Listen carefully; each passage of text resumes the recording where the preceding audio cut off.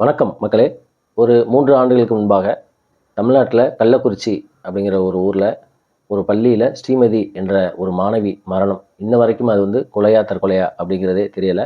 அது நிலுவையில் இருக்கையில் ஒரு 3 நாட்களுக்கு முன்பாக அதே கொஞ்சம் பக்கத்தில் உள்ள விக்கிரவாண்டி அப்படிங்கிற அந்த ஊரில் ஒரு பள்ளி மாணவி எல்கேஜி யூகேஜி படிக்கக்கூடிய ஒரு மாணவி. அந்த மாணவிக்கு வயசு வந்து ஒரு 4ங்கிறாங்க. லியாலட்சுமி அப்படிங்கிற அந்த பொண்ணு பள்ளிக்கு சென்றவங்க வெள்ளிக்கிழமை வீடு திரும்பலை.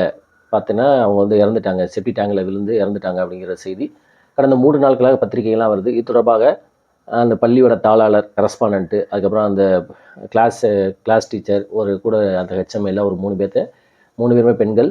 அவங்க வந்து இப்போ சிறையில் அடைச்சிருக்காங்க. இந்த வழக்கில் இது வரைக்குமே வந்து என்ன எதனால் அந்த குழந்தை இறந்துச்சு அப்படிங்கிறது தெரியல. அதுக்கு அரசு சார்பாக அமைச்சர் பொன்முடி வந்து அந்த குழந்தையின் அம்மாவிற்கு அந்த செக்கு கொடுக்க போனார். அந்த அம்மா அந்த செக்கையை தூக்கி வீசி எந்திரிச்சு, எனக்கு வந்து என் குழந்தையோட உயிர் தான் வேணும், என் குழந்தை தான் வேணும் அப்படின்னு சொல்லி. இதுக்கு பின்னாடி என்ன இது வரைக்கும் என்ன அடுக்கடுக்கான கேள்விகள், அதாவது அந்த ஸ்கூல் நிர்வாகம், பள்ளி நிர்வாகம் சொல்லக்கூடிய காரணம் அந்த குழந்தை இறந்து போனதுக்கான காரணத்துக்கும், ஆனால் உண்மைக்கும் நிறைய அடுக்கடுக்கான கேள்விகள் வருது. அதை பற்றி தான் நான் பத்திரிகையில் வந்த செய்தி, யூடியூப்பில் வச்சதெல்லாம் வச்சு நான் உங்கள்கிட்ட ஷேர் பண்ணலாம்னு நினைக்கிறேன். கடந்த வெள்ளிக்கிழமை என்ன இருக்குது அப்படின்னு பார்த்தீங்கன்னா, விக்கிரவாண்டி அந்த ஊரில் வந்து பார்த்திங்கன்னா ஒரு பேரண்ட்ஸ், அதாவது பழனி மற்றும் பழனிசாமி மற்றும் சிவசங்கரி, ஆமாம் அவங்க 2 நாள் வந்து பழனிசாமி வந்து பார்த்திங்கன்னா அங்கே உள்ள கலெக்டர் ஆஃபீஸில் மாவட்ட நிர்வாக அலுவலகத்தில் ஒரு இந்த சேவை மையத்தில் ஒரு ஆப்ரேட்டராக கான்ட்ராக்ட் முறையில் ஒர்க் பண்ணுறாரு. இவங்க வந்து அவருடைய மனைவி சிவசங்கரி, அவங்க வந்து ஹவுஸ் ஒய்ஃபாக இருக்கிறாங்க. இவங்க இந்த தம்பதியருக்குள்ள ஒரு பெண், ஒரு 3.5 வயசு உள்ள பெண், அவங்க பேர் தான் லியா லக்ஷ்மி. அவங்க வந்து அந்த விக்கிரவாண்டியில் உள்ள செயின்ட் மேரிஸ் மெட்ரிகுலேஷன் பள்ளி.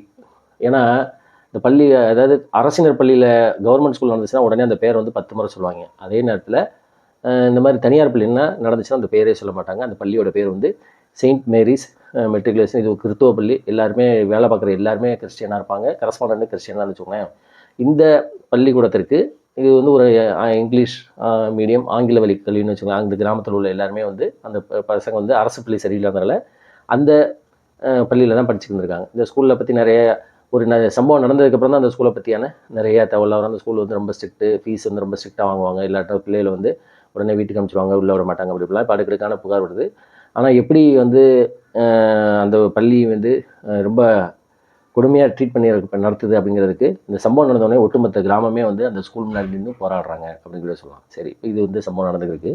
இதில் வந்து என்ன இருக்குது அப்படின்னு பார்த்தீங்கன்னா, இந்த வெள்ளிக்கிழமை இந்த குழந்தைய வந்து டெய்லி ஸ்கூலில் போய் விட்டுட்டு பிக்கப் பண்ணுறது யாருன்னு பார்த்தீங்கன்னா, அந்த சிவசங்கரோட அக்கா, அதாவது லியா லக்ஷ்மியோட பெரியம்மா தான் வந்து விடுவாங்களாம். லியா லக்ஷ்மிக்கு இன்னொரு குழந்தை இருக்குது. அந்த குழந்தையும் அதே ஸ்கூலில் 1வது படிக்குது. ஸோ 2 பேர்த்தையுமே ஸ்கூலில் விட்டுட்டு அவங்க தான் வந்து கூப்பிட்டுட்டு வருவாங்க அப்படிங்கிறதா சொல்கிறாங்க. இந்த வெள்ளிக்கிழமை என்ன இருக்குது அப்படின்னா, ஒரு 1 மணி ஆப்பில் ஒரு மெசேஜ் வந்திருக்கு. 3 மணி ஆப்பில் யாருக்கு மெசேஜ் வந்திருக்குன்னா, லியா லக்ஷ்மியோட பெரியம்மா, அதாவது சிவசங்கரியோட அக்காவிற்கு மெசேஜ் வந்திருக்கு. எப்பவுமே இவங்க தான் போய் கூப்பிட்டு வருவாங்களாம், சிவசங்கரி போக மாட்டாங்களாம். அப்போ வந்து என்ன வந்திருக்கு அப்படின்னா, வந்து அவங்களுடைய பொண்ணு, அதாவது 1வது படிக்கக்கூடிய பெண்ணை வந்து உடனே கூட்டிகிட்டு போங்க அப்படின்னு சொல்லி வந்திருக்கு. லியா லக்ஷ்மியை பற்றி எந்த விதமான இதுவுமே வரல. சரின்னு சொல்லி இந்த அம்மா வந்து என்ன பண்ணியிருக்கா அப்படின்னா, இந்த பெரியம்மா, லியா லக்ஷ்மியோட பெரியம்மா வந்து ஸ்கூலுக்கு போயிருக்காங்க. ஸ்கூலில் போய் லியாவோட கிளாஸில் போய் உட்காந்து கேட்டிருக்காங்க. அவங்க உள்ள டீச்சர் வந்து லியா கேட்டோடனே அவங்க வந்து ஸ்கூலில் அந்த உள்ள கிளாஸ் ரூமை பார்த்து லியான்னு கூப்பிட்ருக்காங்க. அப்போ அந்த பொண்ணு வரல. அதுக்கப்புறம் தான் சொல்கிறாங்க, உங்கள் இப்போ குழந்தைக்கு வந்து உடம்பு முடியாதனால விக்கிரவாண்டி அரசு மருத்துவமனையில் சேர்த்துருக்கோம் அப்படின்னு சொல்லி சொல்கிறாங்க. இது வந்து வெர்சன், அந்த அம்மா பெரியம்மாவே சொல்லக்கூடிய வெர்சன்.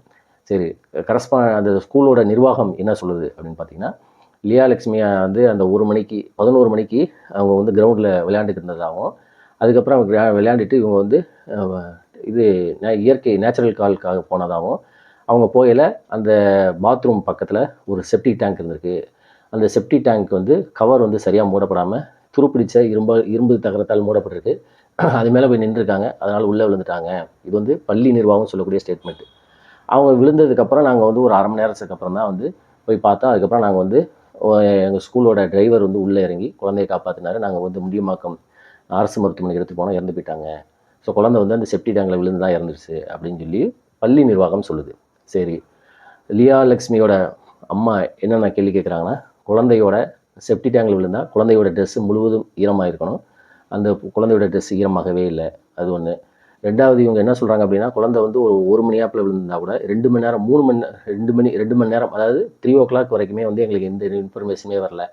ஏன் நீங்கள் வந்து உடனே விழுந்தோடனே குழந்தை உடம்பு முடியலைன்னா உடனே எங்களை சொல்லியிருக்கலாமே, ஏன் நீங்கள் சொல்லலை? இது 2வது கேள்வி. 3வது கேள்வி என்ன கேட்குறாங்க அப்படின்னு பார்த்தீங்கன்னா, அந்த செப்டி டேங்க்கு ஒரு டிரைவர் இறங்குற அளவுக்குலாம் வந்து அது ஸ்பேஸ் இல்லை, ரொம்ப கம்மியான ஒரு ஸ்பேஸு. அதனால் அது டிரைவர் இறங்கி குழந்தைய மீட்டருக்கான வழி இல்லை, வாய்ப்பு இல்லை அப்படின்னு சொல்கிறாங்க. இன்னொரு வெர்ஷனும் சொல்கிறாங்க அந்த ஸ்கூல் நிர்வாகம், டிரைவர் இறங்கி எடுக்கல, நாங்கள் வந்து கயிறு கட்டி தூக்கி எடுத்தோம் அப்படிங்கிறாங்க. கயிறு கட்டி குழந்தைய மீட்கிறதுக்கெலாம் வந்து வாய்ப்பே கிடையாது. அப்போ அதுவும் வாய்ப்பு இல்லை. அப்போ வந்து பள்ளி நிர்வாகம் எதையோ மறைக்குது, யாரையோ காப்பாற்ற நினைக்குது அப்படிங்கிறதான் வந்து இந்த லியாலட்சுமியோட அந்த அம்மாவோட குற்றச்சாட்டு. இதில் இன்னொன்று என்ன சொல்கிறாங்க அப்படின்னு பார்த்தீங்கன்னா, பள்ளி சிசிடிவி கேமரா இருக்கா என்னன்னு தெரியல, கண்டிப்பாக இருக்கணுங்கிறது சட்டம். அந்த சிசிடிவி கேமராவோட ஃபுட்டேஜை வெளியில் விடுங்க அப்படின்னு சொல்லியும் சொல்கிறாங்க. அப்போ லியாலட்சுமியோட மரணம் இதுவரைக்குமே என்னங்கிறது அரசும் தெளிவுபடுத்தலை, அந்த பள்ளி நிர்வாகம். இப்போ பள்ளி நிர்வாகம் பொய் சொல்லுதா அப்படின்னு இந்த கேள்விக்கு அவங்களால பதிலே சொல்ல முடியல. எப்படின்னா, செப்டி டேங்கில் விழுந்திருந்தா கண்டிப்பாக அந்த பொண்ணோட ட்ரெஸ்ஸு முழுவதும் நனைஞ்சிருக்கும். அப்போ அந்த ட்ரெஸ்ஸு நனையவே இல்லை அப்படின்னா வந்து இந்த லியாலட்சுமியோட மரணம் வேறு ஏதாவது ஒரு ரீசனில் இருக்குமா அப்படிங்கிறது தெரியல. அதுக்கப்புறம் இன்னொன்று என்ன சொல்கிறாங்க அப்படின்னு பார்த்தீங்கன்னா, அந்த டாய்லெட்டோட செப்டி டேங்க் வந்து ஒரு வேலி இருக்குமா, அந்த வேலியை தாண்டி தான் செப்டி டேங்க் போகணும். ஏன் என் குழந்தை வந்து வேலியை தாண்டி அந்த செப்டி டேங்க்கு அந்த மேலே போய் நிற்கணும்? ஏன்னா டாய்லெட்டுக்கு ஒரு இடமும், டாய்லெட்டுக்கு அப்புறம் ஒரு வேலி இருக்குது, அந்த வேலிக்கு அப்புறம் தான் செப்டி டேங்க்கு. அந்த செப்டி டேங்கோட கவர் மேலே போய் நின்றுருக்கு, ஏன் அங்கே போச்சு? இது ஒரு கேள்வி. அதுக்கப்புறம் இந்த மாதிரியான குழந்தைகள் இருக்கக்கூடிய இடத்துல ஒரு செப்டி டேங்கை எப்படி நீங்கள் வந்து ஒரு இத்து போன துருப்பிடிச்ச இதால் மூட முடியும், அப்படி தகரத்தால் மூட முடியும்? ஏன் நீங்கள் வந்து ப்ராப்பர் நடவடிக்கை எடுக்கல? இதுக்கு வந்து யார் அப்ரூவல் கொடுத்தா? இதுக்கு வந்து டிஇஓ, சிஓ, ஃபயரு, தீயணைப்புத்துறை, இந்த மாதிரி பல துறைகள் இருந்து ஏன் வந்து அவங்களாம் வந்து இதை கண்காணிக்காமல் இன்ஸ்ட்ரக்ஷன் பண்ணாமையே இது கொடுத்துட்டாங்களா? ஒப்புதல் அப்ரூவல் கொடுத்துட்டாங்களா? முனிசிபாலிட்டிலேருந்து அப்ரூவல் கொடுத்தாங்களா? எப்படி வந்து ஸ்கூலில் இன்ஸ்ட்ரக்ஷன் பண்ணாமல் கொடுத்தாங்க? இப்போ இது நடந்த உடனே என்ன ஆகும் அப்படின்னு பார்த்தீங்கன்னா, எல்லா ஸ்கூல்லையும் போய் அப்படியே இது பண்ணுவாங்க, இதை பிடி அதை பிடி அப்படின்னு ஒரு 10 நாளைக்கு இருக்கும், அதுக்கப்புறம் அடங்கிடும். இப்போ இந்த மாதிரி அடுக்கடுக்கான கேள்விகள் இந்த லியாலட்சுமியோட மரணத்தில் இருக்குது. இதுக்கெல்லாம் விடை வந்து யார் சொல்லணும் அப்படின்னா, ப்ராப்பராக இன்வெஸ்டிகேஷன் பண்ணணும். ஏன் அப்படின்னா, ஸ்ரீமதியோட கொலை வழக்கிலே வந்து ஸ்ரீமதியோட மரணத்தில் இதுவரைக்கும் ஸ்ரீமதி எப்படி இருந்தாங்க, அது மரணமா, அது தற்கொலையா அப்படிங்கிறதுக்கு சிபிசிஐடி வின்கொயரிலாம் போட்டாங்க. என்ன ஆச்சுன்னா இது வரைக்கும் தெரில. சமீபத்தில் கூட அந்த வழக்கு நீதிமன்றத்தில் வந்துச்சு. அந்த அம்மா வந்து கதறி கதறி எழுதாங்க, ஸ்ரீமதியோட அம்மா. அதே மாதிரி தான் இன்றைக்கி லியாலட்சுமியோட மரணமே இருக்குது. இது தொடர்பாக உடனே அந்த தாய்க்கு வந்து ஆறுதல் சொல்கிறதுக்கு அமைச்சர் பொன்முடி வந்து அப்படியே ஒரு தாங்க முடியாத ஒரு 3 லட்ச ரூபாய் செக்கை எடுத்துகிட்டு போனார். அந்த அம்மா வந்து செக்கை வந்து முகத்திலேயே வீசி எரிஞ்சிருச்சு. இது வந்து தமிழ்நாடு அரசின் மீது வீசப்பட்ட ஒரு செக்குன்னு தான் சொல்லி சொல்லலாம். அதாவது இதுக்கெல்லாம் காரணம் என்ன அப்படின்னு பார்த்தா, முழுவதும் ஒட்டுமொத்தமாக தமிழ்நாடு அரசு தான். ஏன் வந்து மக்கள் வந்து அரசாங்க பள்ளிக்கூடத்தையும் அரசு மருத்துவமனையும் விட்டுட்டு தனியாரை தேடி போகிறாங்க அப்படின்னா, அரசு மருத்துவமனையும் தரம் கிடையாது, அரசு பள்ளிக்கூடமும் தரம் கிடையாது. அதனால் வந்து மக்கள் வந்து அரசை நம்புறதே கிடையாது. அங்கே ப்ரைவேட் நடி போகிறாங்க. ப்ரைவேட்டில் வந்து அவன் வைக்கிறதா சட்டம், அங்கே வந்து எதுவுமே பேச முடியாது. அந்த மாதிரி அப்போ நாம் தேர்ந்தெடுக்கக்கூடிய அரசாங்கங்கள் வந்து சரியில்லாதனால தான் இது வந்து இந்த மாதிரி நடக்குது. தனியாரில் வந்து தனியார் பள்ளியெலாம் வந்து எந்த விதமான மக்கள் வந்து பேசவே முடியாது. உடனே வந்து டிசியை கொடுத்துருவோம், நீங்கள் வேறு ஸ்கூல் பார்த்துக்கோம்பாங்க. அப்போ பிள்ளைகளோட வாழ்க்கை வந்து பாதிக்கப்படுங்கிறக்காக நிறைய பெற்றோர்கள் வந்து அமைதியாக இருக்கிற வரைக்கும் ஓட்டிக்குவோம் அப்படின்னு கூட என்ன செய்கிறது, அமைதியாக இருக்கிறது. இந்த மாதிரி குழந்தைகளை வந்து பள்ளிக்கு அனுப்பிச்சு, குழந்தை பள்ளிகள் அதாவது காலேஜு, ஒரு பிள்ளைய வந்து ஸ்கூலுக்கு போயிட்டு அது திரும்பி வீட்டுக்கு வர வரைக்குமே வந்து இன்றைக்கி வந்து ஒவ்வொரு பெற்றோர்களும் வயிற்றில் நெருப்பை கட்டிகிட்டு தான் இருக்க வேண்டியதாக இருக்குது. அந்த மாதிரி இந்த இப்போ லியாலட்சுமியோட மரணமே வந்து இது வரைக்குமே என்னங்கிறது தெரியல. உண்மையை கண்டிப்பாக கொண்டு வரணும். இது ஒரு பெரிய சஸ்பீசியஸ் ஒரு மர்மமாக இருக்குது. என்ன காரணமாக இருக்கும் அப்படிங்கிறது இதில் வந்து எல்லாருமே சேர்ந்து போய் சொல்கிறாங்க. இது வந்து அதாவது பள்ளி நிர்வாகம் வந்து ஜோடிக்கப்படுது, மேனிப்புலேட் பண்ணுறாங்க. என்ன காரணத்தை சொல்லலாம் அப்படின்னு முன்ன மாற்றி மாற்றி சொல்லி அதுக்கான என்ன உண்மையை மறக்க பார்க்குறாங்க. கண்டிப்பாக இது வந்து ஸ்ரீமதி வழக்கு மாதிரி முடியாமல் உண்மை கண்டிப்பாக வெளியே வரணும். அது இன்றைக்குள்ள சோசியல் மீடியா சமூக வலைதளங்களில் உள்ள காலத்தில் எல்லாருமே இதை பற்றி பேசுகிறதுனால கண்டிப்பாக அது வந்து உண்மை வெளிவரும். லியாலட்சுமியோட மரணத்துக்கு கண்டிப்பாக நீதி கிடைக்கும் என்று நம்புவோமாக. இந்த வீடியோ பிடிச்சிருந்துச்சுன்னா லைக் பண்ணுங்கள், ஷேர் பண்ணுங்கள், கமெண்ட் பாக்ஸில் கண்டிப்பாக கமெண்ட் பண்ணுங்கள், உங்கள் நண்பர்களுக்கெல்லாம் பகிருங்கள். நன்றி, வணக்கம். Justice for லியாலட்சுமி.